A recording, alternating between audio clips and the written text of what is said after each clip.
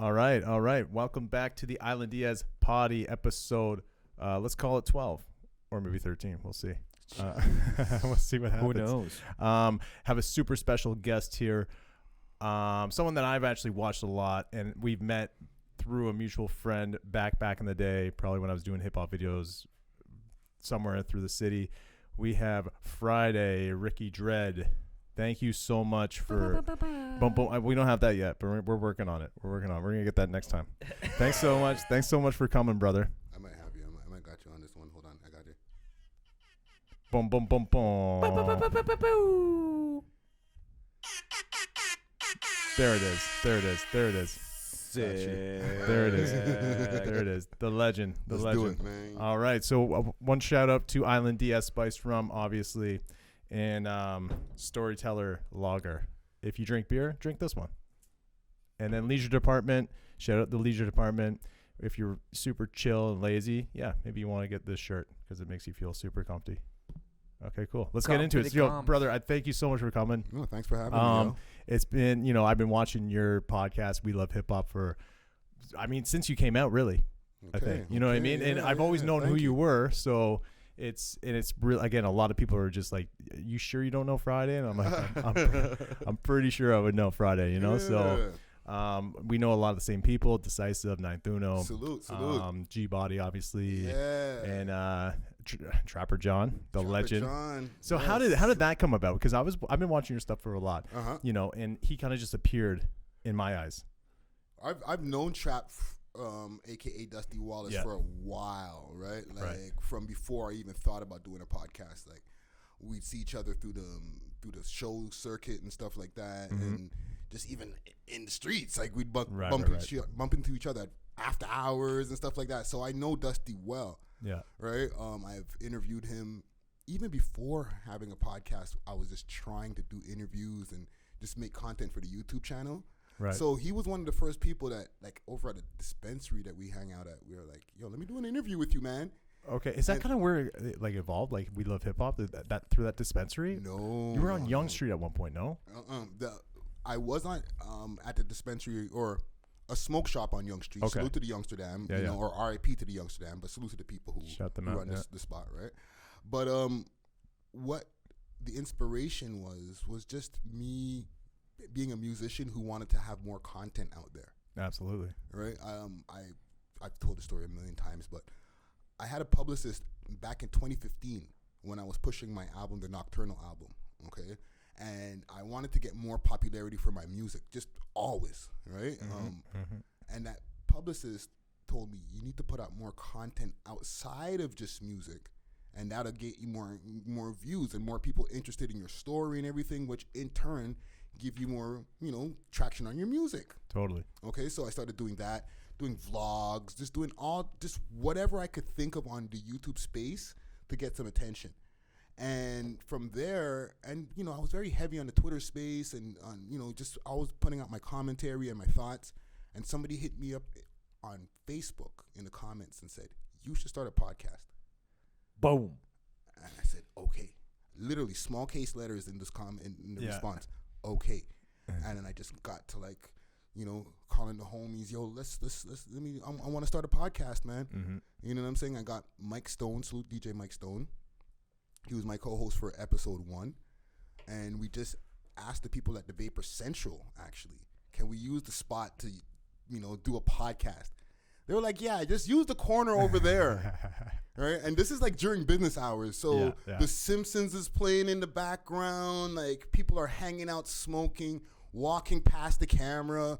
It was just the roughest. And the audio, it wasn't even an iPhone. It was like a trash Android just sitting in the middle of the table, and that's what caught all of our audio. Wow. Including the Simpsons in the background and everybody just coughing all over the place. Hilarious. It was just episode 1 featuring Adam Baum.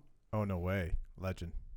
Legendary person. Yeah. Most trashiest audio experience you could ever sit through, man. Dude, we just did one at I own a part of Manna Kent, that bar in Ossington, and we just did the live potty there, and it was fucking brutal, dude. We shut down all the music but you can't help people being in a bar. Yeah. Obviously, right? So No, that's hilarious, dude. So with We Love Hip Hop, you guys were the world's world's most smoked out out podcast. Yeah, and still are. Yeah, right. yeah. But at the same time, we're not like like. Here's the problem. I think I kind of pigeonholed us with that title or that moniker, because for a long time people didn't want to come on the show because they didn't smoke weed. Like, we've interviewed Maestro like maybe 3 times now. Yeah. But the first time I approached him when the show was still just growing, he was like, "Nah, bro, I don't know, man. I can't do that. He doesn't smoke? I don't smoke. Okay. Right? So, and you know, my image and stuff like that. I don't know if I can come on. Maestro don't smoke, eh? He doesn't smoke weed, right? Seems, right. Why? Which, and a lot of Checks people out. don't. A lot of people in the music industry don't. A lot of people do smoke weed, but a lot of people don't. Are you like, you're a daily smoker? Yes, hourly smoke. Yeah. Okay. Cool. Mm-hmm. Yeah. No, I just get really weird when I smoke, so I leave that to my bedroom. You know, Yeah. like by myself, talking to Jesus. You know. No, but for a long space of time, people were like, I don't know if I can go on your show because you got a smoked out show. Totally. And we didn't have any direction in the beginning. We would just hang out, get the guests to see if we can, you know, get them too trashed. You know what I'm saying? Let's smoke some bongs or some rigs and just whatever. We got this kind of weed that these guys gave us. Hey, you want to smoke this? And we didn't even have questions. What are you smoking right now? I've seen this before. Salute to Astro Pink. This, I don't know exactly what strain I have in there, but it's the 3945. The 3945. I gotta smell it. With an alien. With an alien, yes. I love the alien. You know, check them out on their Instagram, Astro_Pink. You know what I'm saying? And you see, the thing is with me, or with weed, there's different levels, right? There's AAA. Yeah. And then there's quads, right? Which is 4 A's. Okay. That doesn't mean a quarter of weed, right? No. It just means the level of intensity, let's say. Got it. You know what I'm saying? The level of high that you can get. THC levels. Got it. Right? And then after that, I think it goes exotic. I'm not the weed expert, but I can't smoke trips anymore. Any AAA weed, they have amazing AAA weed, but I could only smoke quads at this point. Got it. My So weed is this indica or is this hybrid? It's indica. Oh, this is indica. But for the most part, most weed is hybrid these days. Anyway. I know. Yeah. Like everywhere, it's like 90%. It's hybrid. Yeah. So you can say indica because they told you that and whatever. But most weeds are hybrids. Got it. So I love the evolution of We Love Hip Hop. Obviously I love, because I've been in you know, doing hip hop videos. I don't do them so much anymore. Okay. But that's how I got my start in film. So, you know, 18, 19, just going to hood.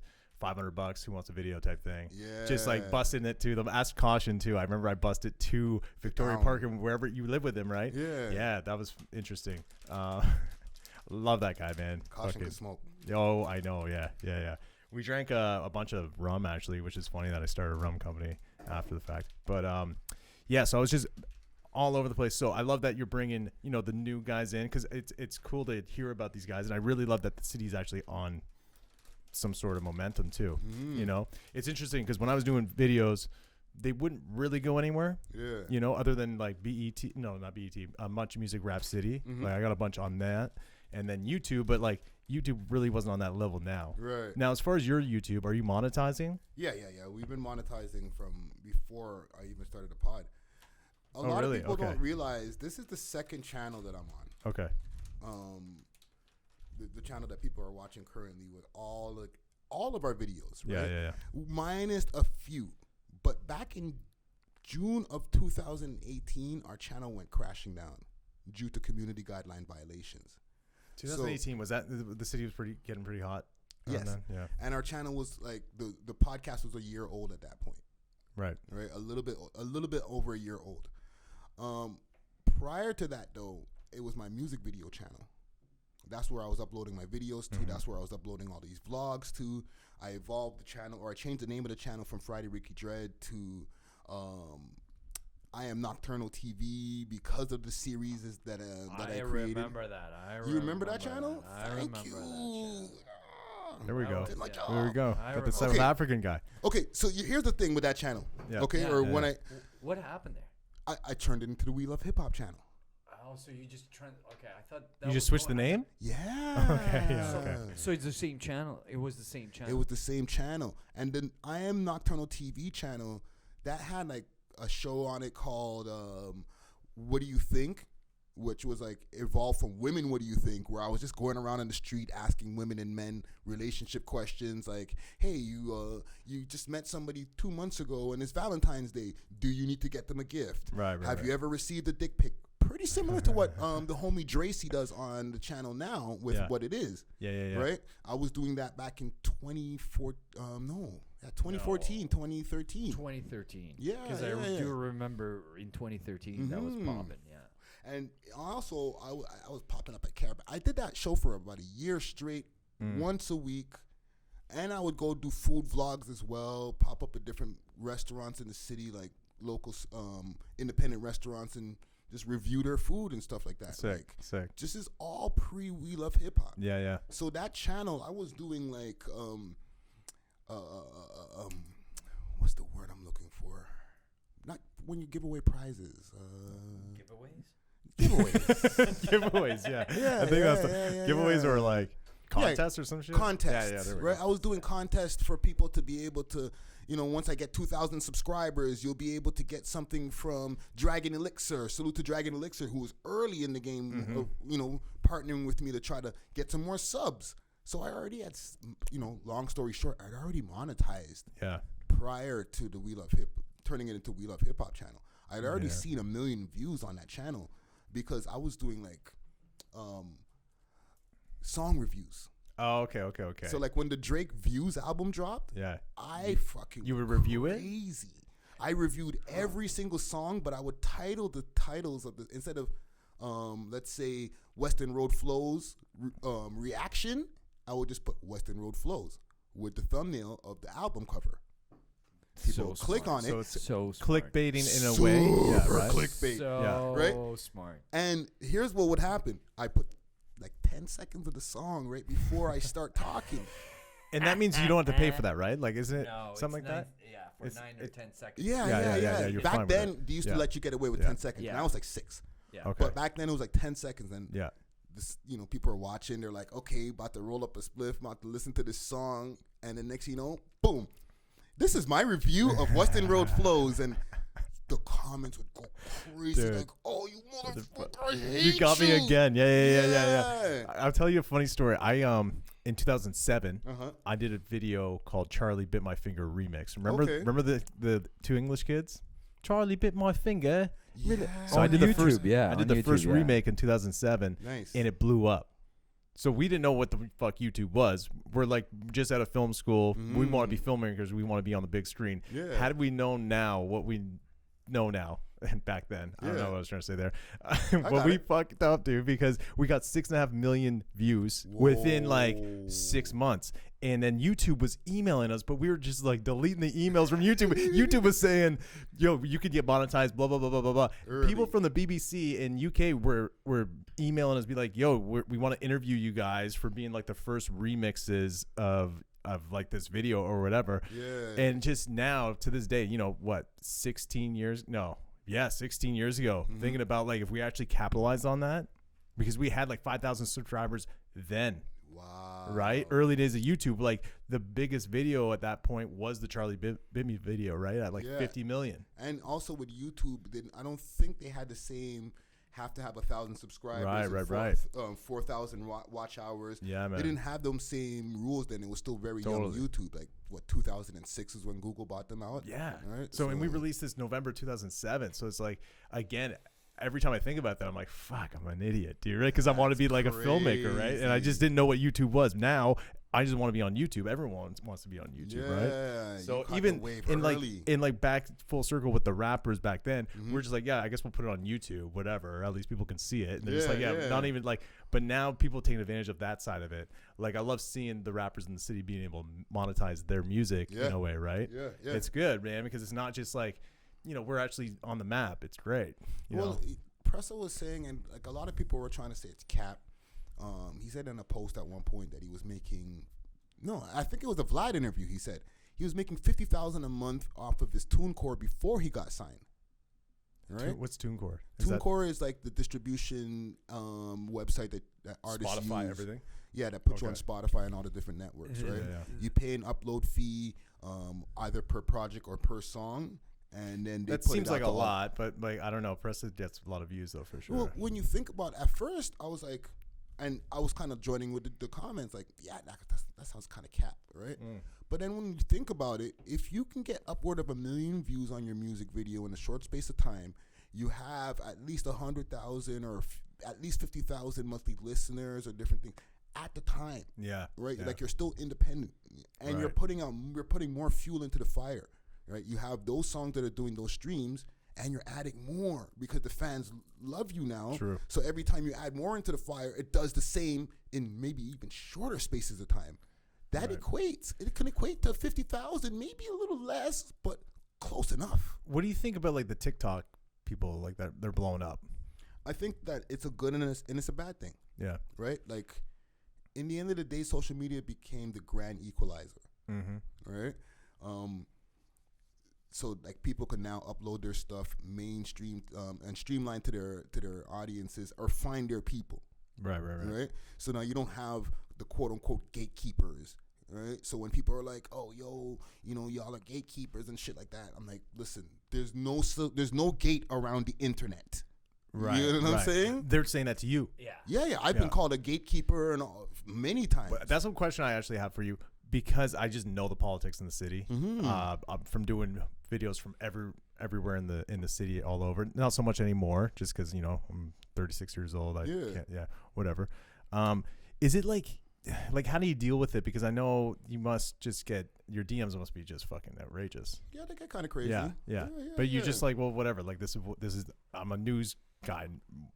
At the end of the day, right? I've been in the music industry for so long, whether it's doing the promotion side of things, having a street team, being a manager for multiple artists, being an artist myself.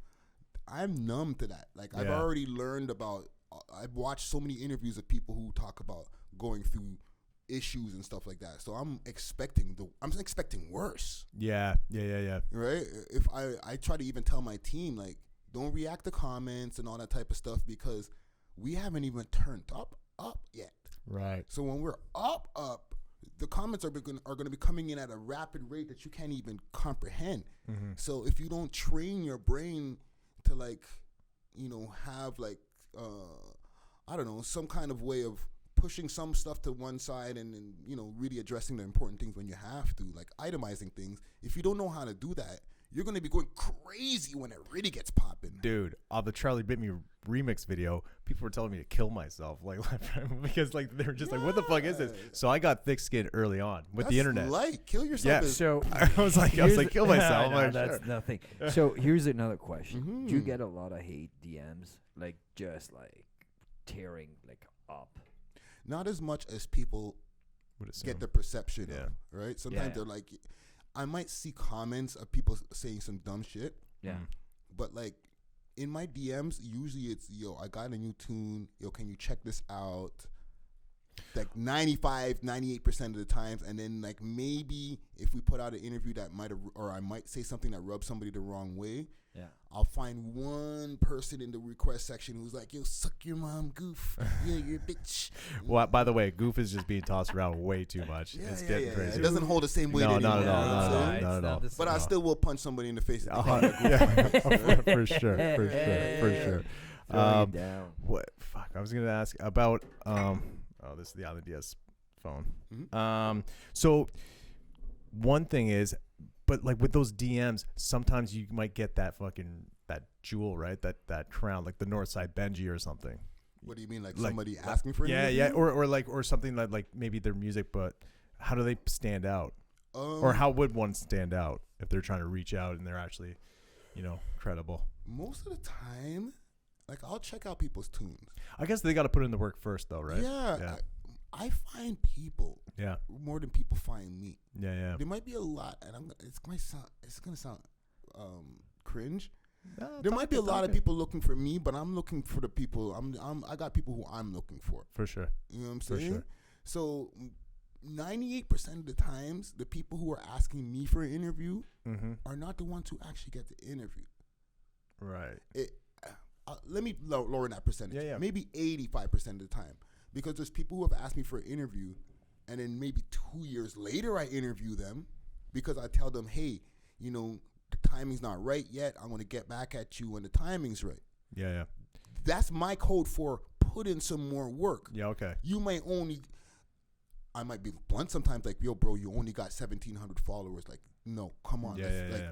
Put in some more work, get some attention so that people want the interview, and then we'll circle back. Right? No, for sure. And if they do that, it does make sense. If they do that, it does make sense. Then I'm going to interview them. Yeah, but for sure. The 80% of the time, it's somebody who I'm in their DM. Yeah. I'm in their comments like, yo, check your DMs. You only have room for so much, right? I know who the people want to see. Yeah. Right?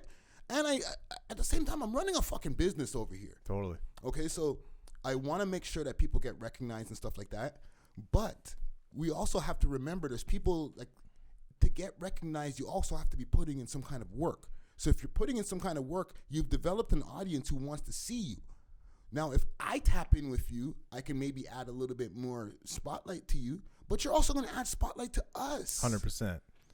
Right? It's a two-way street. It's a two-way street, and the audience is looking for this interview. So now if you're looking to get promotion, you're going to get it now. Yeah. However, if nobody knows who the hell you are, you got like 2 songs out, maybe 2,000 followers on Instagram, and then now you think, okay, now I just got to do that interview with We Love Hip Hop, and I'm going to get more notoriety, and I'm gonna 200 people are gonna watch the fucking interview. Right. It's not gonna do anything for them or you. Right? Yeah, exactly, because nobody's demanding you, nobody's looking for you. You haven't done that part yet. You're trying to skip a step. Yeah, Right? Totally.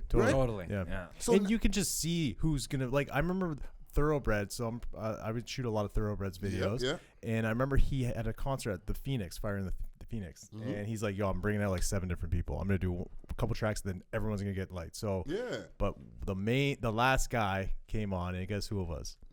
Northside Benji, one of his first concerts. So now I'm on stage, I'm shooting, and Northside Benji comes up, and he's like young, man. He's like 18, 19, or I don't know, like young, but he brings like 20 people on stage with him, and they're just like just throwing shirts. Like, the energy was insane. I was like, yo, I don't know who this guy is, but he's got it. You know, and obviously look at him now. But this is like when I think he had the what was his first track? Confessions? Maybe it was right before that. So, but like, you could just tell his aura. The kid already had it, right? Now look at him. And he had a buzz that was already beginning. Yeah. You know what I'm saying? He had a song with Houdini that was on SoundCloud from way back. Right. That was already accumulating a high amount of listens. Right. So there's kids that were already like, oh my God, if he's around, I want to see him. Yeah. You know what I'm saying? Yeah. You create that demand. Anybody wants to talk to you. Totally. Come on, man. Shout out Northside Benji. No, shout out to Benji. And RIP answer your DMs, Benji. Let's go. No, for sure. Yeah. And that's another thing. Okay, like, you interview a lot of different rappers, and is it sometimes like pulling teeth, because some of these guys have never been in front of cameras talking, right? But you seem to be able to reel it back and forth pretty easily, right? Yeah. But like, to get people to answer some things, they're just like, they freeze up. It used to be. What changed? Over the years, I've gotten better at doing interviews. Yeah. Okay. I'm gonna give myself some credit. Like, Yeah. I've studied the shit out of interviews and interviewers, and you know what I'm saying. Like, I really take the craft of interviewing seriously and doing my research and stuff like that. So I feel like I've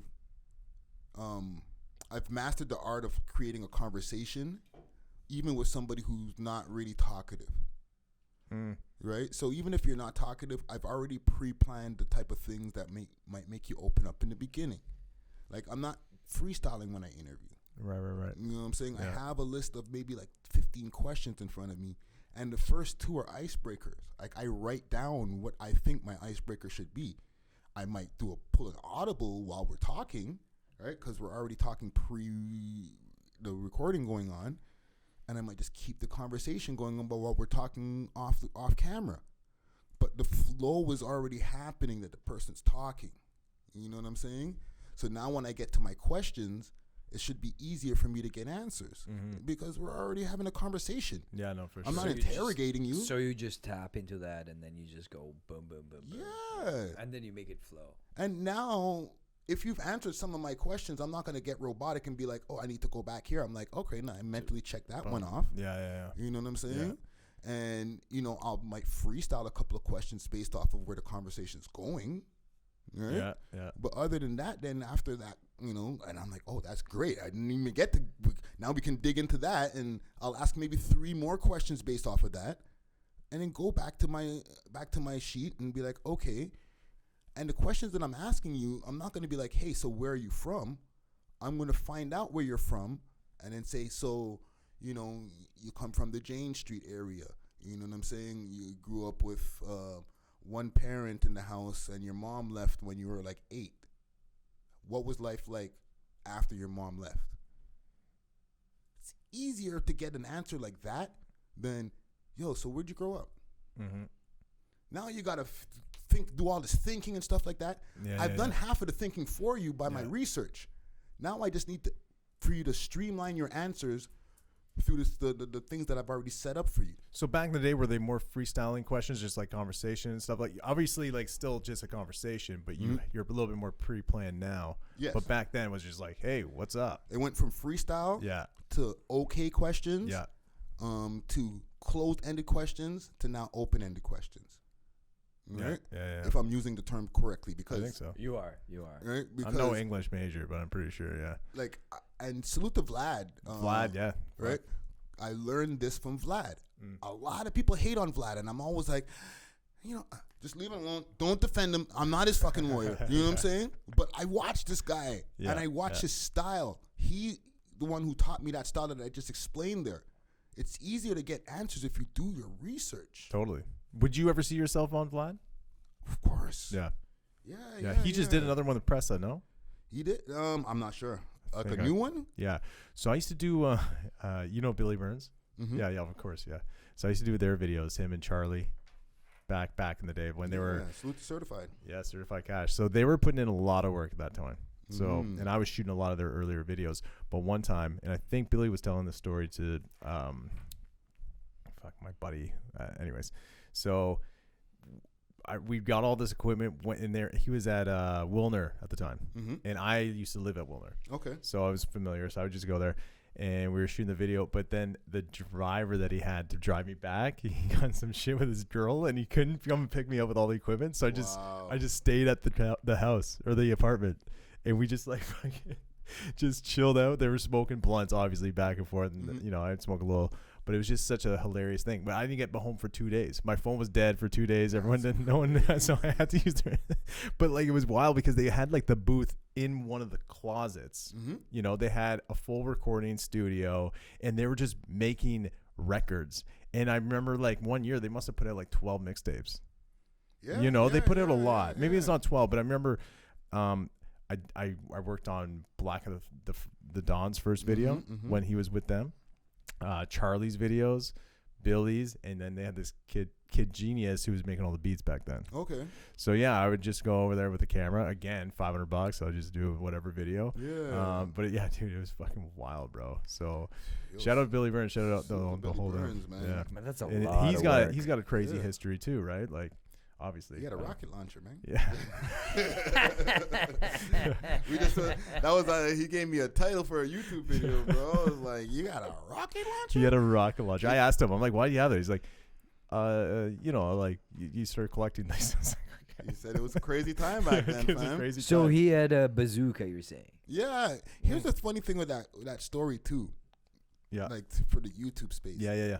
That was a test for me because when he told me, like, I cut that into a segment, right? Yeah. Or that was part of the title for his interview, and I already uploaded the interview. And you know, for the people who know, you get a yellow $sign next to your video if it's still under review or if it hasn't been monetized, and you get a green $sign, which means it's eligible for advertising in all areas.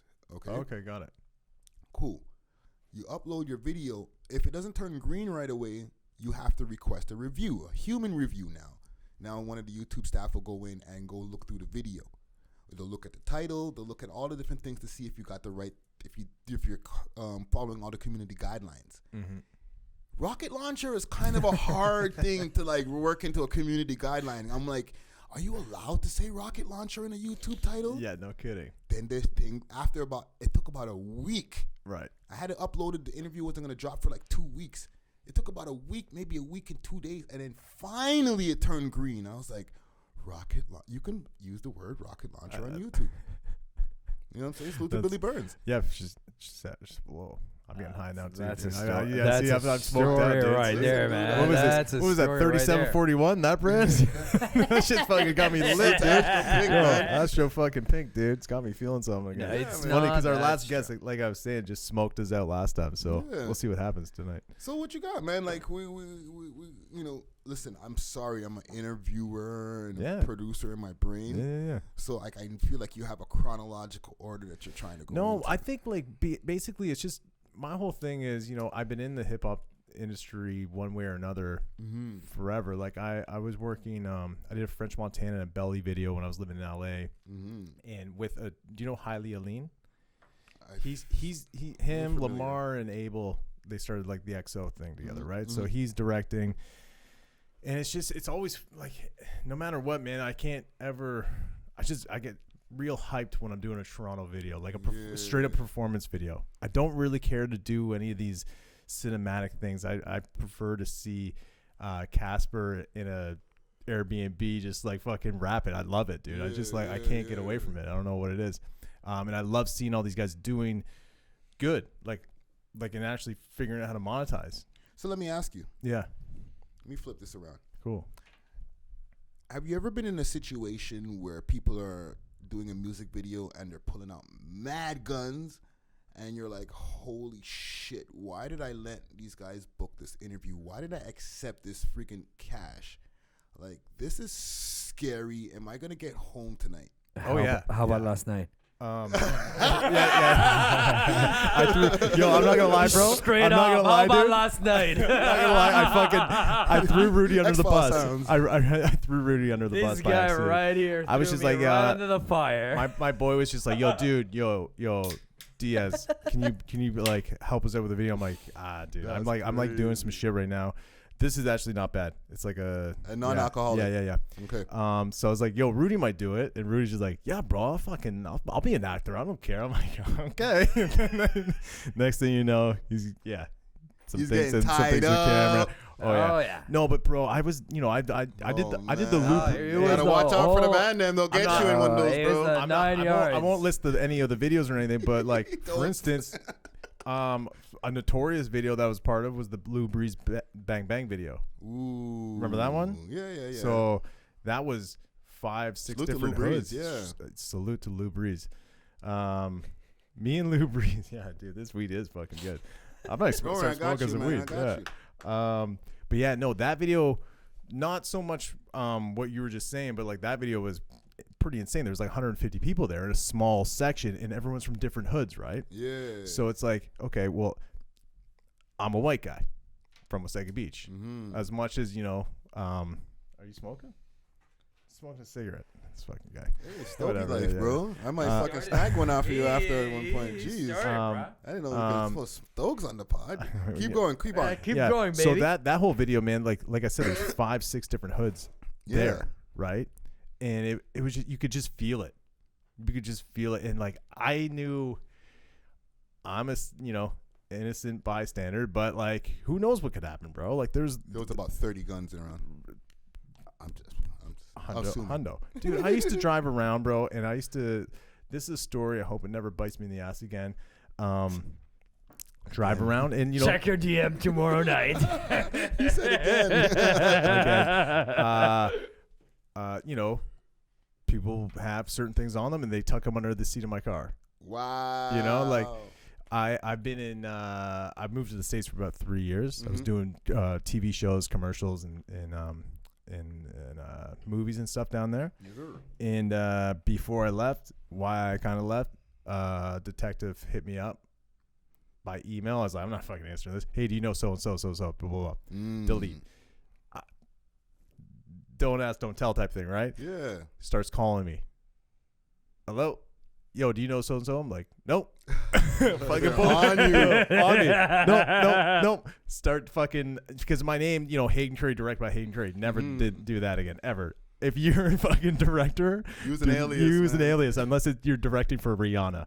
Okay, and even then, maybe use an alias. I don't know. But yeah, man, no, some sticky situations that, like, honestly, my dad got ratted on as a kid. Mm-hmm. So I remember, this is a fucking crazy story. But I like so crazy some stories. guys, I'm from Wasaga Beach, and you know, he's mixed up with the wrong guys. And I remember I was like 6 years old. 2 guys in suits came to the door. Knock, knock, knock. Is your dad here? Me? Yeah, he's in the shed. He's asleep in the shed. Brought him to the shed. He's 27 years sober now, by the way. Yeah. Brought him to the shed. He's like just in his underwear, just hungover. These guys were like, you know, police officers or something. After they leave, he takes me aside. He goes,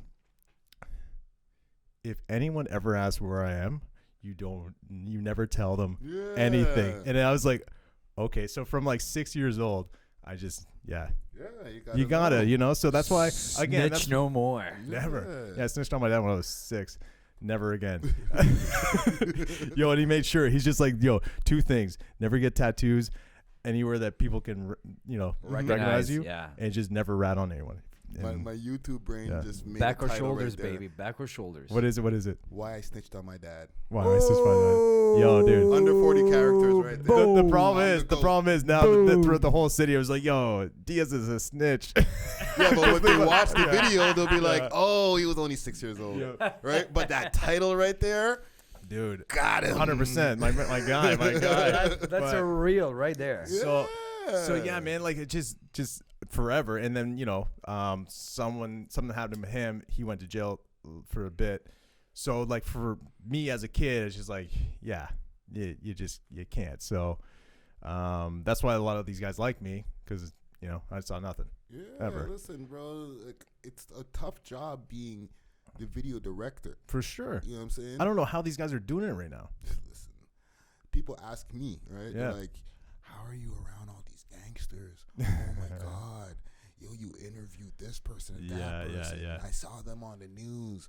But they're pretty chill, though. They're some of the most chilled And individuals. very respectful, So I'm chill. sure, of What? you, right? Yo, Yeah. some guys who They're are so chill. accused of some of the most heinous crimes Yeah. clean up after themselves. Yeah. They're like, yo, is it okay if I could bring an extra few of my guys with me? Stupid polite. You know what I'm saying? Yeah. At the same time, I'm not surprised, right? I've done time where I'm sitting in my cell and one of my friends is a murderer. Right. But he's super cool, well adjusted. The demeanor's good there. Yeah, the demeanor's nice. They're super polite. I'm not gonna lie. Like everybody that we've encountered. Like, Yeah, he's kind of new to the. I told him because he invested Super polite. in the Island Diaz maybe like 6 months ago or whatever, and I'm like, how has your life changed? He's like, I'm in a lot more music videos. Yeah. I'm like, for sure. But yeah, man, again, it's just like, it's all, you know, that's what I've, like, a lot of the young guys that I talk to, I'm like, how are you guys doing this? And how much are you charging for these videos and whatever. But like, it's always the respect thing. Like, no one's really, you know, people are, you know, they can do bad shit, but like, they're pretty much, you know, if you're going to have to talk to them as a normal human, they'll do the same. if you treat them with respect, they treat you with respect, man. 100%. That's universal. Most of the time. Most of the time. I've had people ghost me. What do you mean? Like what do you not mean? show up for an interview? Yeah. Yeah. And not Like, give me any rhyme or reason. MIA. Yeah. They just don't fucking show up. I'm sitting there with the crew. We're sitting here. I got Gucci wet ready, like driving all the way down from fucking Brampton or Mississauga. Yeah. I got PK Herc sitting there. We're all just chilling. We're waiting. And like, when's the guest popping up? Hour. No show. No show. We got to just decide to just pod together. Yeah. I mean, we did that. Yeah. We've done that before. Yeah. We've done that before. That was actually us doing that in the beginning times. Once we started just potting amongst ourselves, that was a reactionary thing because we were guest driven in the beginning, right? I like to see you guys though like that though too, right? Because then you're starting to see you guys too. Yeah. Well, right? I think And your career is long. You know what I mean? Like from like even just like the real Toronto. Like you're from Montreal, right? Montreal originally, Parkdale, and then just like even like I remember just seeing that and be like, holy fuck, these guys are crazy to me. And then seeing you on the street with Caution, I'm like, oh that and then seeing you in the blogs and all this kind of stuff. So it's like it's cool. Like you have a really like longevity in this community, right? Well, the thing is, I told these guys at some point in time after getting ghosted the second time, and I won't out the rappers who ghosted us. No. But maybe we need to start podding without guests. Yeah. Right? So that we can like get some notoriety on the podcast itself so that we're not guest dependent. Mm-hmm. So that now if a guest decides they don't want to show up, who cares? And then what ended up happening as a result is people started getting to know us more. You know what I'm saying? We started becoming your personalities. Right? Personalities come through. Exactly. Sure. So we now, also have more fun doing it, you know. Like I don't know. You've had a lot of fun, no? Just shooting the shit. That's good podcasting, man. Totally. You get a few topics that are going on in the scene right now, and then you throw your thoughts about it. For sure. You might debate whatever. You know, it makes for great content. Totally. And then like what eventually started happening is sometimes we'll do more numbers us talking about a topic than actually us having an interview with that person. Right. You know what I'm saying? Like my Adam 22 interview, right, has like, to me, low views on it. It has like 1,600 views on it. Right. We talked about him and House Phone having an argument, having the breakup the other day, right, where House Phone left the No Jumper network, and that's already past his interview. And it's just us talking. He's not there. Right. But people want to hear, it's like, almost like hanging out with you. Do you know what I mean? That's a blessing. Yeah. But it also irks me because like we actually interviewed the boss. He's right there on the channel, man. Just go check it out. Yeah, but it's kind of cool. It's almost like, I mean, I hate to compare it, but it's like the video gamers. Like I could play this video game, but you're watching a guy do it. It's like hanging, you know what I mean? So, I mean, I would watch you talk about him all day, you know? So here's one thing I want to ask. Certain people that I, right now in the city, that I'd love to see an interview with. Okay. You did one with Thoroughbred, but I think another one in the studio would be cool. I think another Thoroughbred interview is that'd be cool. Yeah. Any throwback guys that you'd bring up? Like I would say Decisive would be cool.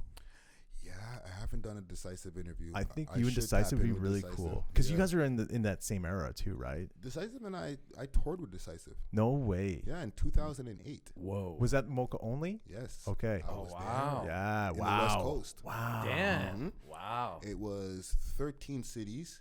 Okay. 10 of them 11 of them in BC, and then 2 of them in Alberta. Buck wild. That'd be sick. I think that interview for me, wild. Just me being like, knowing about the old school stuff. And again, like I think the newer guys would like to hear that too, right? Yeah, no, Decisive. There's a couple of people like I'm collecting interviews like baseball cards. Have you done Lou Breeze yet? Not yet. Okay, but he's definitely in my It's not like I haven't asked him. Yeah, it's just the timing thing. 100%. But. I feel like I want to have all of the interviews, all of the different Canadian all-stars that people know from back in the days, as well as the new guys, right? There's always new guys that I'm interviewing. For sure. But as far as the old school guys, like I'm missing my Socrates card, right? For my Circle collection, right? I have my 1 Cardinal interview and 2 Chaclair interviews, but I'm missing the one... The always elusive Socrates card. You know what I'm saying? To complete my Circle collection. You know what I'm saying? I got my my Checkmate interview over there in the West Coast. Eventually I'm gonna hook up with Concise and complete that part. You know what I'm saying? Sick. That's a cool way of looking at it. And I already have the Rascals, so boom, that completes my part of my West Coast really collection. Cool. You know what I'm saying? How about have them all in one podcast? All of them. That would be Dude, I could barely even keep track of us. The production. Oh my god, dude! We gotta have microphones. We gotta have them all in one room. You know who goes hard? That would be crazy. And it has been going hard forever. SpeakEZY. I've been talking to SpeakEZY because I did one of SpeakEZy's first videos back in the day. I haven't seen him since, so 12 years. But we're gonna have him on here. I have 2 songs with SpeakEZY. You do? Yeah, I do. Yo, what a beast, eh? He's on my last mixtape, or not mixtape, my last EP. Okay. Called It Divided on a song. I don't remember the name of the song. And then I have another one that he did for me that never got released because I retired from rapping. Okay, that was my next question. Yeah. Would you ever put out any more music? Are you thinking about it, or is this something that's just done, or you're just... I've too much said shit this going on. answer so many times, like on my Jerry Seinfeld, I will never run again, right? But I don't feel like I will put out like music as an active rapper, Sure. but I would put out maybe one song or something eventually. Yeah. But I'm not like, it's not in me to want to do, like, it's not like I gave up on my rap dreams. You understand what I'm saying? Like, I just didn't feel like There's a rapping new chapter, anymore. really. Yeah. Like I never used rapping as a lick. Like I really was a real rapper. Like I was possessed with like rhymes going through my head every time I hear a hot beat, right? And to me that makes you a real rapper. Like you got to get it out of you, so you got to write it down somewhere. Like I used to write rhymes while I'm driving on pieces of paper, like doing dangerous shit. Right? So I really wanted to be a rapper really Did you ever have the BlackBerry? I did the BlackBerry. I went to all the different phases, you know what I'm saying, to having like the paper in the studio. Like I recorded ridiculous amounts of music, recorded in studios with people who went on to do big things. Like I used to share a studio with Division. Really? Yes, over at the Remix Project. Okay. The Remix Project. Yeah, That's right. yeah. I used to go in the Remix Project and record after hours and get mad because the guy Daniels there, I'm like, who is this guy? I didn't even know the word Division wasn't part of my vocabulary. That as a group, right? So I'm there like, this is my time haggler. Like, wow, go on. You know what I'm saying? And like, next thing you know, years later, I'm like, oh, it was those guys. You know the same shit happened with Drake? No. What happened with Drake? Remix Project, same thing. But years before, in 2006. 7, yeah. Right? When he was recording the So Far Gone mixtape and the comeback season with 40, because 40 used to be our engineer. Okay. Right? For the Empire crew that I, executive produced and managed. Right? Wild. So when he met Drake and he started recording with Drake, we would like go in while he was doing the mixing for the Get It album. We'd go into the studio over at the Remix, and it's our time, and like, oh, this guy's still there. We're like, and we were already seeing. There's like 8 of you guys too. I'd roll with like maybe 3, 4. You know what I'm saying? Because yes, we did used to roll deep. Well, yeah, right? 100%. But yeah, we'd bump into this guy everywhere and be like, what the hell, man? Like, what's this guy doing here? Like, yeah, totally. Like, come on, like, Bibber, this is our time now. Like, you know what I'm saying? Not knowing. Lo and behold, that they're recording like a classic that's gonna that's still a classic to today. Still I'm like, a classic today, yeah. Yeah. The hell's up with this? What's up with the light skinned kid, man? Like, get him out of here. Imagine like we achieved what we wanted to, or like, yo, kick him out of Jazzy Jeffed him out the studio. He never finished his sessions. So Far Gone never gets created. It's because of your bullying Drake. Oh man, no wonder he hated us so much back then. Another thing is, He don't hate. Don't clip that. Yo. He tolerates. He tolerates. He likes us. He tolerates. He better. You guys are putting on for the sake. But as far as Empire goes, that was such a legendary crew too, right? That's where Adam Bomb came out of. Yes. Scandalous. Adam Bomb, Scandalous, Trader Rhyme Animal, Tech Man, Toxic the Secret Weapon, and Messiah. Wow. Jesus, what a list, eh? Yeah. But 6 guys is this a true story? Where they sold like 15,000 albums, like street, like boom, boom, boom, out of backpacks or something crazy like that? But like it was like quick, right? Yeah, not like wasn't over time. But it was but like it was a higher number than 15,000. Right? Okay, I would say closer to 100,000. Wow, you know what I'm saying? Wow, all just hand to hand. Wow, because I'll attribute a lot of that to Trader Rhyme Animal because. He was the guy with the backpack radio, running around all over Canada selling CDs, and then repeating that over and over again.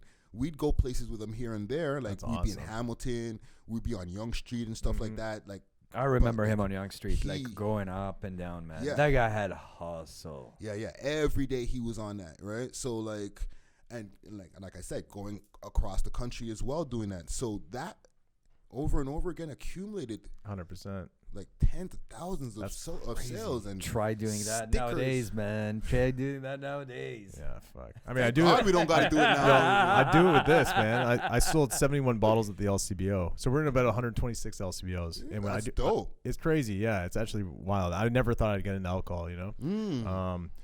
But yeah, no, I'll do the sampling, and again, I've just been around hustlers my whole life, so just knowing how to hustle is the only way I'm a freelancer, right? So that's kind of my whole thing. My next question is, in camera, rapping, blah blah blah, acting. Would you ever get into acting? Of course. Yeah. Okay. Can you see yourself doing it? Like doing it? Yeah. He's a natural, man. Can't you see? But like, there's a bag over there. The bag finder. I'll take that. What I gotta do? Remember these lines? I'll figure it out. Yeah. No, for sure. Because I could see that happening too, right? Like just I'm the evolution down. of it. Oh, thank you. No, I'm down for that. Yeah. Yeah. No, definitely. And I want to mention something also. I don't know when this is going to be out. Probably 2 weeks. 2 weeks? Yeah. Okay, so it'll be long past the anniversaries that we're dealing with. One, and y'all, this is all. Okay, I don't want to say trigger warning. I don't want no. You guys are having drinks, and I want you guys to enjoy your drinks, right? Yeah. But on the 18th, right, when people see this, the 18th of February is my sobriety date. Oh shit! How many years, brother?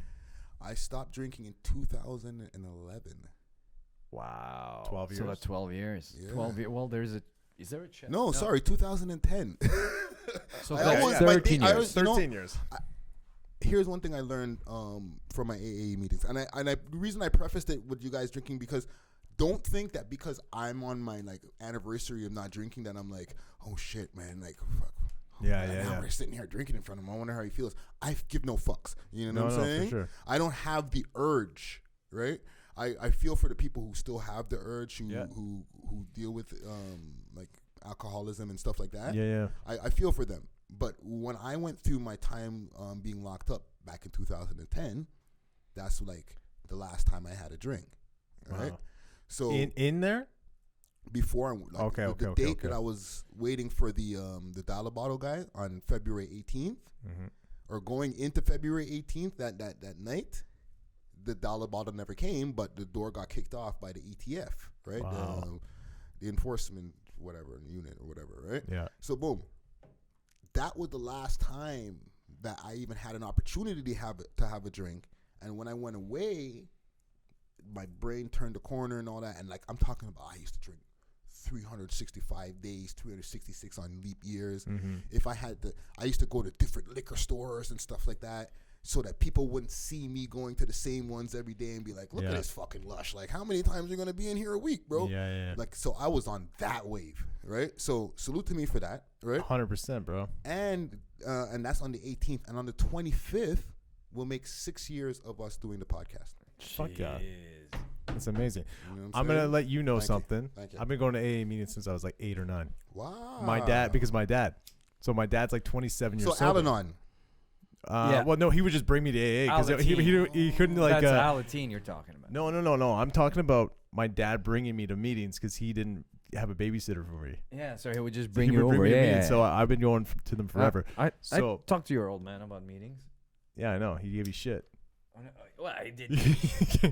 Those gave a shit. meetings, like I have mixed feelings about them going through the whole meeting system. Yeah. And like that was introduced to me from being away. Mm-hmm. Part of my requirements was to go through like whatchamacallit, addiction. Court mandated. No, they didn't court mandate me to go to AA. But I had to go through like different courses and stuff like that while I was away. Mm-hmm. Oh, yeah. And for the people who watch this network who don't watch my network, I went away for a firearm. So like no wild shit, right? There's no triggers not triggers, but like, do you still battle with your demons? Not at all. Yeah, my dad's like, again, my dad. That's why I think he's say like I 27, feel for the 28. people who Yeah. they're around in a bar and they're like, oh man, I wish I could have. That will, like how rapping came out of my body, like that will came out of my body where I was like, if I drink, something bad's gonna happen, right? So I don't have that thing where I'm like, Well, it's amazing you can recognize that though, right? Like a lot of people can't, right? So, like I've MC'd at clubs and stuff like that when I came home. Sober. Yeah. Yeah. And the part of the test was, can I do it sober? Because I used to MC drunk all That's the time. the real Right, question. right. That's the Like, real can you question. keep the yeah. party rocking? And people are giving you free drinks, but you don't need them. Like, just let the DJ have them. right. You know what I'm saying? Well, dude, congrats, brother. That's No, fucking. thank That's you, massive. thank you, That's thank you. huge. Man, That's 13 huge. years? Huge. That's huge. Yeah, 13. Part of the thing is, when it comes to that, is if you're keeping track, it's like if you're keeping track of like the exact days, I'm like 2,000 and something days sober. Yeah. You're waiting for like, so what? Where's the finish line? Like, there's no finish line. It One keeps day on at a going. time, baby. Yeah. One day at a time, baby. Yeah. You know what I'm saying? So a lot of times I'll forget. Like that's why I'm saying it here on the podcast, because I had to write it down on my calendar now because this year, because I'd be forgetting when the date comes around. I'm like, oh shit, it's my sobriety date. Cool. That's awesome. That's like one of my boys he's recently sober, maybe 3 or 4 years, and he has an app that tells him, but he just doesn't check it. He's like, holy fuck. I'm like, it's just weird that it's 3 years to the day. No, man, that's impressive. Like, again, I'm super proud of my dad, and also my dad will buy bottles to give to people. He loves our content. So we try to make, I don't know if you've seen a lot of the Island Diaz actual commercials, but we should just try to make them funny as fuck. So like anyone can enjoy them. Because that's like what I do. I do just comedy commercials now. So I applied that to Island Diaz, and really Island Diaz is going to be, it's a rum, but we're going to do a high-end root beer. So like not too sugary, high-end ginger beer. We're doing clothing, merch, the podcast, all that kind of stuff. No, I fuck with it, man. Yeah. And I even like the way that the bottle looks and stuff like that. Where is it imported from? No, it's a Canadian rum. It's Canadian rum. Yeah, man. Dope. Yeah. Made here, man. So the thing is, we don't, after it comes out of the cask, we don't put sugar back into it. I'm sure you've drank rum. Yeah. Many a bottles. Yeah. So it's not an overly sugary rum. And then this is like a smoking podcast now. It's not a sugary rum, but like our spice blend is like massive, dude. It's cassia bark, cherry bark, licorice root, tonka bean, and then sassafras. So when people mix it with root beer, or then again when we have the Island Diaz root beer, now we just have like everything for everyone, you know? Yeah. Maybe we'll have Island Diaz weed. Who knows? Who knows now? Get some, Yo, man. did you know we were on Dragon's Den? I don't know if you saw that part. They ripped us apart, dude. I did not know that. It was sick, dude. It was hilarious. Wow. They didn't give you all the bag? Nah, bro. We were too new. That's crazy. I think they're missing out, man. They're missing out, dude. Again, bro, our content, we put out a lot of content, and I know you know how hard that is, right? We're just very consistent with it, so we just really push, and I think that's really what's getting us noticed more than your average liquor company. And we're not. We're way more than just liquor, right? Like, you know, I have a full feature film. He's a production designer. He did one of the commercials on the Super Bowl. Wow. Yep. So, okay, let me ask you guys a question then, because, you know, for guys who are in this business, right? But you guys have already been like in the business as hired work, services for different things. So you got to be behind the velvet ropes and really do big productions. Yeah. What's the hardest thing about being independent and doing your own production? Because I have my things from being a ground up. Because I never, like, besides working for the record companies and stuff like that, I didn't work inside the companies. I was contracted. Right. You guys got to see like the real, like you fucking just mentioned, you did you worked on a Super Bowl commercial, right? I did. So like now doing your own independent thing, what's one of the harder things or hardest things? Okay, so for me, I've been in film since I was 19. So I've back to the hip hop videos. Those were independent in my eyes, right? So I had to do everything for it. I did a movie under like $100,000, and I had to do everything from like sometimes I had to record audio. I was also the star of the movie. But like no matter what, you just have to motivate yourself and just do it. But then you'll get a nice check when I directed Jack Link's Beef Jerky. Remember those the Sasquatch ads? Yeah. So I used to write and direct those. So then I get a nice check, and I'm like, okay, I'm sweet for a bit. But then I'm not like that's only gonna be there for a minute. So I gotta go and do something else. And I gotta go keep going, and then short films and get in here. So like, no matter what, I feel like a 7-day a week type thing. So starting this was like a no brainer. It's like, well, fuck it, I'm already doing it. We're doing it every day. Might as well do it for ourselves. So it comes one of the best nature. Production designers in the world. No. I'm casting them up, but no, you are though. Like you can literally do anything. So now this is gonna get elevated to a point where people are like, was that $1 million commercial? No, it cost us like $20,000. Yeah. What we did essentially is gathered whatever knowledge that we have. He's got his own experience. I've got my own experience. And then we sort of like, we're not doing anything different than we're doing every day. Yeah. Like we're doing the same thing, y'all are day in, day out. We're doing the exact same thing. Yeah. So this actually is way easier for us. I don't have the stress of, making the spot look as good as, the Super Bowl spot. And you don't have deadlines. And I don't have the deadlines. But it's on us though. It's That's on almost us. worse. Yeah. Which like, is almost worse. We'll write something and then we'll we'll be do it on the it, next yeah. day, and then I'm like, I'm just gonna edit it now. We're gonna put it on the next day. Shout right? out to So, him. Shout out to him. To Hayden. Much respect. He does most of the editing, which is, and I know some of it, man. It's like. It's tedious. It's Well, a, you it's, know. It's You a do grind. it all the time I do too, editing. right? Yeah. It's a grind. But it's I good can- though. It's good that you're self-taught. I am self-taught. Yeah. That's huge, dude. I got to give some props to the homie Tech Man from Empire because he was doing editing for the Beast Mode Battle videos.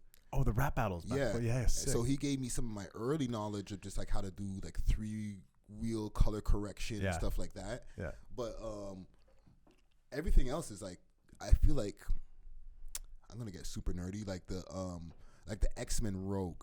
You know that chick Rogue? Yeah, Rogue. Like Yeah. she could take powers from other people. Yeah. Like, so as long as she puts her, if she has human contact or like contact with them, like she has to. That's why she has to wear the gloves, right? Because now she just takes their powers, or at least now she knows what they know, right? So I've had different people who've come and produced for us over the years, and anytime that they leave or if I fire them, then it's like, I didn't know how to do the lighting before. Right. Then salute to AJ, or early morning late nights on his Instagram name, right? Or Everything Toronto is his YouTube channel. Right? He interviewed Debbie very early in the game, and R.I.P. Debbie, and a few other like big interviews, right? But like he was a producer at one point. Like he was handling the lighting, he was doing the editing, everything like that, right? I didn't know how to do all those things, right? But when he left, I had to keep up the same production value, Of course. so I had to learn. Yeah. You had to start from ground up. That's always up. Right? So maybe a couple of episodes didn't have the exact same style, but after those 2 episodes, and we're doing weekly, boom, I figured it out, right? Yeah. Somebody else came along the way a few years later. He was like really good at giving us a better look with our set design and stuff like that. He left very quickly. It was like a very short-lived hiring. Boom. Continued it exactly the way he showed us those times. You know what I'm saying? So that the audience is not like, wait a minute. It looked like this one day, and then all of a sudden it went right back down. Like, nah, I can't do that. Now I got to learn what you know. Yeah. Right? Yeah. So now when I'm looking back at the video and I got to edit it myself, I'm like, okay, how do I do this? How do I make this color correction a little bit better? And now... And you push content like crazy. Yeah, now I can edit a video. Like, I did an interview with Organic yesterday. Yeah. Right? That's Ariana almost, isn't it? It's I up on saw the channel. something, yeah. It's up on the channel for our members. Okay. Right? Okay. So we have a member section on the YouTube channel. You've got Patreon or? We have a Patreon, but I don't push the Patreon yet. Yeah. And that's a whole other story. But the member section on our YouTube channel is our paywall. Got it. So my goal is, if I do an interview today, maybe I can get it done tonight. Yeah. And have it uploaded. So, I'll put a couple of clips out on the Instagram and stuff like that and a few other socials. But if you're a member, you can watch that interview now. I might not drop it for 2 weeks. You know what I'm saying? But I know how to edit to a point now where I can... It's not really rocket science to chop back and forth conversation, bro. It's just you got to do it. Yeah, it's harder to do a music video. Yeah. I'm learning. I've interviewed video directors, right? So, to like color, like my content could be 2 hours long, but all I got to do is make sure that the color correction is good, and then just make sure that every time I'm talking, camera, put the shot on me. And I'm like pressing numbers, basically. Right? Are you doing multicam at that point? I'm doing multicam. Yeah, okay. Right? We're getting really nerdy for the people, right? Oh, yeah. But I know. But at the same time, doing that, I can watch Netflix, chill out with my girl, and as long as I can hear the voices, I'll know, okay, you're talking, click back to number 3. Okay, you're talking back number 2. I'm talking number 1. Okay, number 4, the wide shot, and I rarely use wide shots. You know what I'm saying? And then I cut back to the individual shots. Yeah, we were doing wide at first. We were wide, and now we just killed it. It's just it was bogging down my system, and the reason I stopped doing wide shots, and we're really getting nerdy right now, is because of the bubonic chronic in our system, dude. and I'm shroomed out. You know what I'm saying? So like we're not even gonna act like that's not happening. Yeah. But shout out shrooms. Social media, Instagram, right? If I do a bunch of wide shots. Now I gotta what's the word now? I gotta Configure the actual. reconfigure it for IG because Reframe it, yeah. yeah, I gotta reframe it for IG. You and got to do 16:9, 9:16, blah blah. Yeah. And that's because like I keep on using wide shots, and the wide shot's not gonna end up in my vertical shot, right? So now you have 3 shots that you have to go through, yeah. Exactly. Yeah. So rather than doing that, when I'm doing my editing, and this is some behind the scenes secrets I'm giving y'all right now and game for the people in the audience who are doing the same thing. Probably about Shout 100 out to people the are gonna audience, be watching this to Right? start their own podcast. Hopefully, this one, hopefully yeah. more, you know what I'm saying? Well, no. Hopefully the Friday Ricky Dred. Don't give them any more ideas. Don't give them any more 100 ideas. people that want to start a podcast from the listeners, so that's for sure. Okay, but here's what I do. Yeah. I do the individual shots with like slight full shots. Yeah. Because now if I just do you, me, me, when I'm putting it back on Instagram now, when I click it to verticals where it pulls the full screen, there's no middle shots. So every minute, any minute or any 30 seconds that I clip has just individual people in it. It's already transferred for Instagram. Right. You know what I'm saying? Yeah. And when people are watching it on YouTube, it doesn't look crazy. You're getting to see the whole frame. Totally. You know what I'm saying? And in the whole frame is still the individual, but now you might see the full We Love Hip Hop banner in the back or whatever. You know what I'm saying? We got about 10 minutes left, and I really want to get one thing out of you before we roll out tape. And by the way, I believe this is the world's most smoked out podcast right now. You know what I'm saying? I think Friday's gonna be. We're taking over. Yeah, We're come here taking once a over. month and smoke We're us out, bro. taking over, baby. I do a 2 blunt per podcast I know. ratio. You know what I'm saying? Yeah, I have 2 blunts in my brain right now for sure. Who are you looking and out for 4 right now? Like, cigarettes. what artists are you like checking at this point in the city? What Who's artist? making the most noise right now? Making the most noise, I would say Mula first. Mula first. Is definitely has the people's attention. Yep. Northside Benji is still one of the most sought after rappers. Like anytime that he posts that he's dropping something without having to post a bunch of stuff in between, Right. like his fans are super receptive, and that's special. Super special. To be able to just do that without having to do a bunch of push ahead of time. You could just go ghost on social media for like 4 months and then decide, hey, I'm dropping in the next week, and all the pages repost that. Yeah. They're like doing your heavy lifting for you. You know what I'm saying? No, So, for sure. and you have that liberty to not have to be being on the gram all the time or doing, It's a lot moment more, stunts and stuff like that. Yeah. That's a lot of thinking. You know what I mean? So For salute sure. to Benji for that. And I feel like there's somebody that if I'm gonna, and these are people who doesn't necessarily mean they're my personal favorites. Okay, No, for sure. I just judge the game. I take my personal favorites out of stuff. Yeah. But if I'm gonna put one, You have to. You can't be biased with it, right? Yeah. exactly. Yeah. But if I'm gonna put a personal favorite in there, I would also say the Crook. Oh yeah. Okay. He's dope. He's super dope. Yeah, because he's, to me, he has dope lyrical content. Mhm. His flow is crazy. He picks dope beats. Yeah. He has the look, He's got a good look for Yeah, sure. you know what I'm saying? All his videos are dope too. and he's consistently Yeah. putting them out. He's not like lazy with the shit. Like he puts out one a month. That one track he did with the guy that I don't know anything about him. Yella? Is it Yella? Yeah. That yeah, track yeah, is yeah, crazy. yeah. That track's crazy. You know what I'm Yeah. saying? And so Yeah. that's one of my personal favorites. And I've said this Sure. multiple times Sure. on content, like to the point where people probably think the Crook pays me or some shit. Yeah. But he doesn't, right? But I also want to add as an honorable mention in that Yeah. list, because, well, actually, I don't know. You didn't limit me to 3. No, as many as you want. as Dude. many. Yeah, I'm high, this dude. is free. Do whatever you want. Double M. Double M. Okay. Yeah, okay. Young lady who was on our show a few weeks ago, Yeah. a few months ago when people see this, and she is freaking sharp. Oh, She yeah. can spit her freaking Yeah. ass off. She's got wet, eh? Hmm? She's got wet. She if she stays consistent, she can get to that level. She had the look, and yeah, the women are women. The women, say that 3 times. The women are winning right now, Yeah. right? Yeah. So as long as And then there's a few others that are out here from the women who are crazy with it. Well, shout out Lola Buns. Lola Buns is Lola crazy Buns. with it too. You know what I'm saying? Always for a while too. Yeah. But I definitely, if I'm gonna be putting together a list, I would put her on it as well. Yeah, for right? sure. And YG. YG. Don't sleep on YG from the Wasp gang, because YG. Pressa, Pressa's an easy mention, and Pressa's doing his thing. He signed a new deal with Sony, so I'm looking forward to the moves that are gonna be happening with his new re-up. You know what I'm saying? Mm-hmm.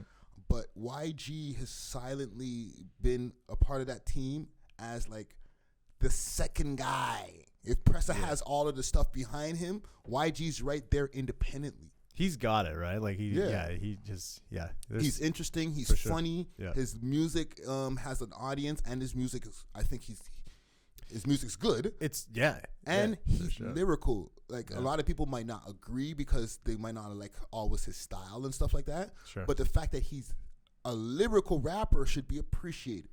You know what I'm saying? He could really just not be a lyrical guy and just do auto tune or whatever. Totally. He had one bar that was just like really tripped me out, like how fast he put these two words together. I was like, what? He smushes them together, man. This guy just did that? Yeah. Like it was like it worked so well. I forget what it was, but it was good. Shout out YG. That's a lot of words and a lot of but like so uniquely pushed in, but like it's just like, whoa, how did he? You have to listen to it a couple times. And you're just like, holy fuck! Or like the first time you got it, but you're just like, no, that didn't happen. And then like if you were to take and like to get nerdy again, if you were to take YG and like do like words per song. Compared to like guys who are lazy with it, they'll be like just repeating the same sentence over and over again, and it's just like super simple. What is it called? Double time? Double time? He does like quadruple time sometimes, bro. Yeah. But to do that, like you gotta do a lot of thinking. You're like da-da-da, and then something like this, and doing like if you're doing like in 16 bars, let's say 8 comparisons. Sure. To do that flow, you have to do like 12, 16 comparisons because each bar has like 4 different punchlines in it. Yeah, he's a legend. It's a lot of words and a lot of thoughts. For sure. Yeah. Shout out YG. Yeah, so that's my list. Okay, I'm gonna shout out a couple guys that I want to see more music from. Obviously, like Adam Mom, Decisive, they have some stuff coming out. That'd be cool. I would love Ninth Uno to come out with a new project because I feel like again he's dope. He's super dope. SpeakEZY, I want to get SpeakEZY here. I want to see some new stuff from Northside Benji as the younger guys. And then there was a new guy, not even new, but I saw him on your podcast, Solo OTA. Dude, that guy is fucking sick, He's bro. crazy with it, bro. That Waka Flocka song? Yeah. Like, so fucking interesting. And he's like low-key, a lot of people, like, because he doesn't put out as much music as everybody else.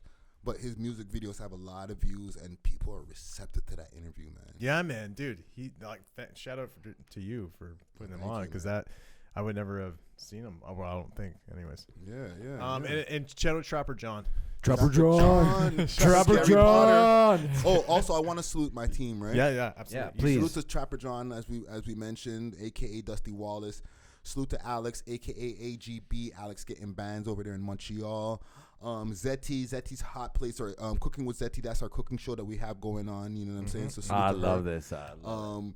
And Trapper John, he's got the Toronto's Realest Freestyle show. Oh yeah. Right? So salute to Dusty for that, and salute to Dracy for the What It Is show. These are all different people who work on the network and different programs that are on the network. We're more than just a podcast. We're a podcast network. Hell yeah, you know what I'm saying? You guys are the umbrella, man, for the city. No, thank you, man. And salute to the people behind the scenes like Raheel and Empress.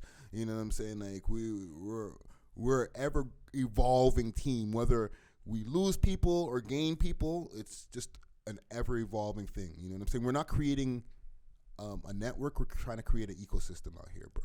Boom, boom, boom. And that's the legend. Oh, and one more person, Bongo Bandana, aka X10CK.